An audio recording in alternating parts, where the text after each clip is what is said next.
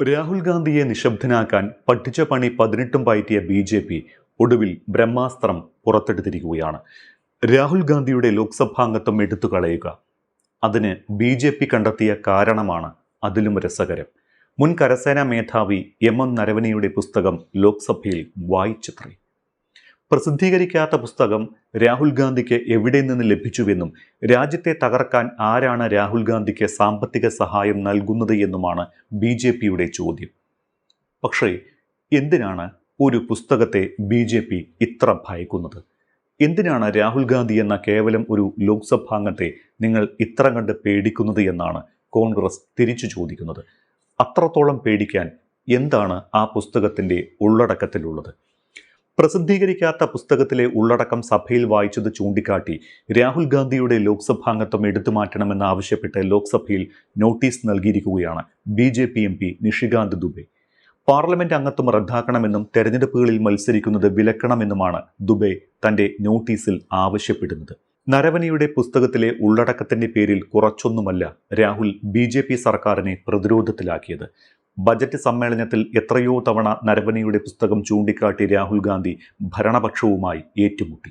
രാഹുൽ നേതൃത്വം നൽകിയ പ്രതിഷേധത്തിൽ രാഷ്ട്രപതിയുടെ നയപ്രഖ്യാപനത്തിന്മേൽ മറുപടി പ്രസംഗം പോലും നടത്താതെ പ്രധാനമന്ത്രി നരേന്ദ്രമോദി ലോക്സഭയിൽ നിന്ന് ഒളിച്ചോടുക പോലുമുണ്ടായി.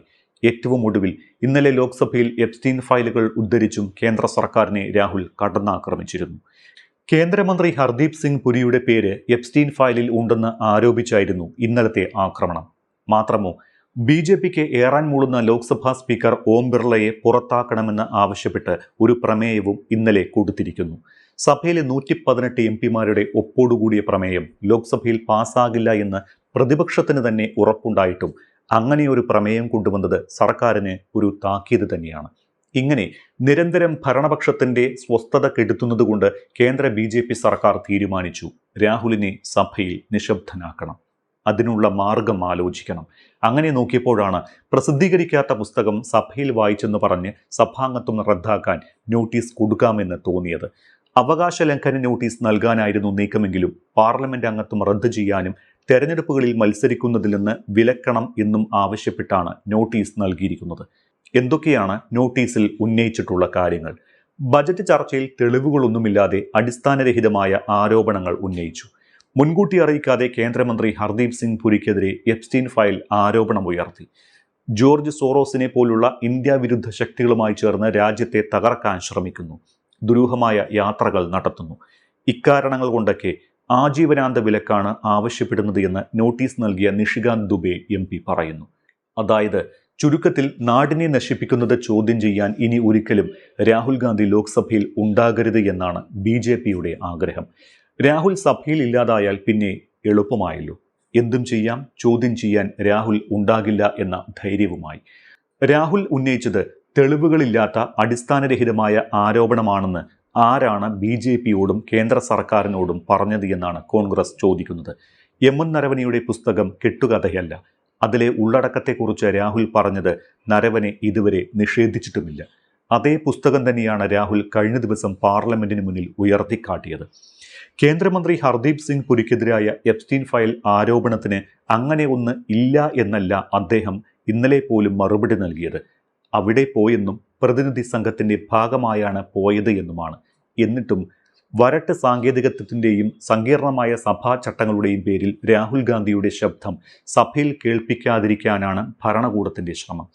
ബജറ്റ് ചർച്ച നടന്നപ്പോഴെല്ലാം എപ്പോഴൊക്കെ രാഹുൽ ഗാന്ധി സംസാരിക്കാൻ എഴുന്നേറ്റു അപ്പോഴൊക്കെ രാഹുലിന്റെ മൈക്ക് ഓഫ് ചെയ്യാനും രാഹുലിനെ നിശബ്ദനാക്കാനുമായിരുന്നു ഭരണപക്ഷത്തിന്റെ ശ്രമം.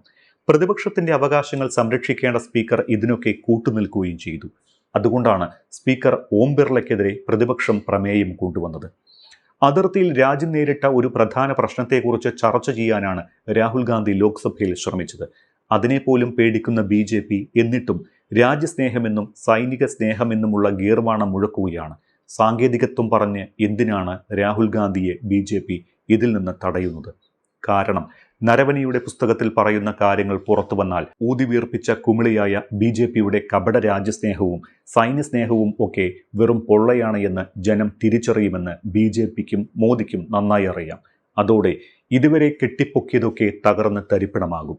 ഓരോ പാർലമെന്റ് സമ്മേളനത്തിലും രാഹുൽ ഗാന്ധി എന്ന വ്യക്തിയോട്, ജനപ്രതിനിധിയോട് BJPക്കുള്ള ഭയം നമ്മൾ കാണുന്നുണ്ട്.